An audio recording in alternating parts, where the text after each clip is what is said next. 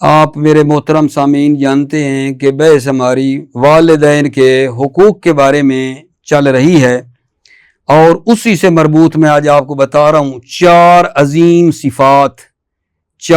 عظیم صفات پہ توجہ کرنا۔ حضرت امام باقر علیہ السلام فرماتے ہیں 4 صفات ایسی ہیں جس شخص میں موجود ہوں خدا اس کے لیے جنت میں ایک مکان قرار دے گا۔ امام باقر علیہ السلام فرما رہے ہیں جس کے اندر یہ 4 باتیں ہوں گی، 4 صفات ہوں گی، اس کے لیے اللہ جنت میں گھر بنائے گا۔ وہ کیا ہیں؟ نمبر 1، جو یتیم کو پناہ دے اور اس کی دیکھ بھال کرے۔ نمبر 2، جو کمزور اور ضعیف شخص پر رحم اور شفقت کرے۔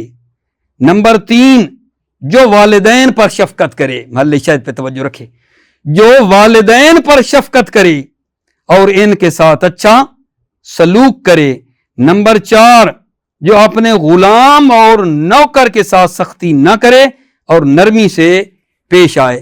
تو یہ 4 صفات ایسی ہیں کہ جو بندہ ان 4 کا خیال کرے گا اللہ تعالیٰ اس کے لیے جنت میں جو ہے ایک مکان تعمیر کرے گا۔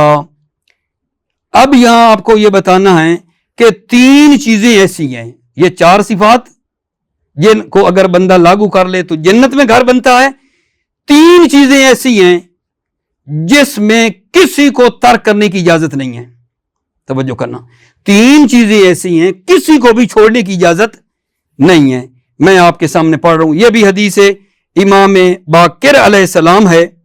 حضرت فرماتے ہیں ثلاث لم یجعل اللہ عز وجل لأحد فیہ رخصہ۔ 3 چیزیں ایسی ہیں جس میں اللہ تعالی نے کسی کو چھوڑنے کی اجازت نہیں دی ہے۔ نمبر 1، اداء الامانت الی البر والفاجر۔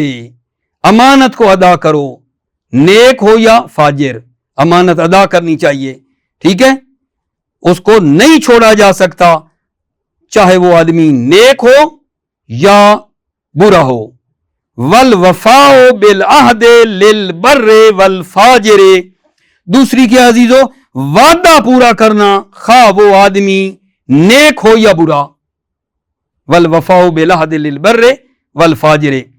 توجہ، خصوصی توجہ۔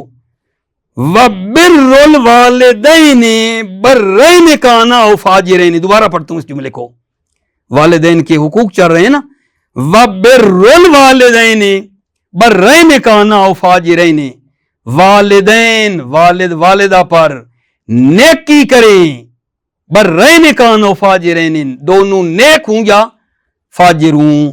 یعنی آپ نے دیکھا کہ والدین سے نیکی کرو، اچھا سلوک کرو، خواہ وہ نیک ہوں یا برے۔ یہ جو میں نے حدیث پڑھی ہے، ان 3 چیزیں یہ ایسی ہیں جن میں کسی کو چھوڑنے کی اجازت نہیں ہے، ٹھیک ہے؟ دوبارہ اگر ایک مختصر عرض کروں تو کیا تھیں بلا؟ 3 چیزیں جن کو چھوڑنے کی اجازت نہیں ہے۔ امانت کا واپس کرنا، خواہ وہ صاحب امانت برا ہو یا نیک، امانت واپس کرنی چاہیے۔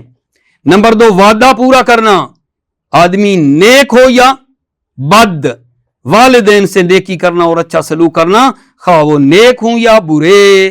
السلام علیکم ورحمۃ اللہ وبرکاتہ۔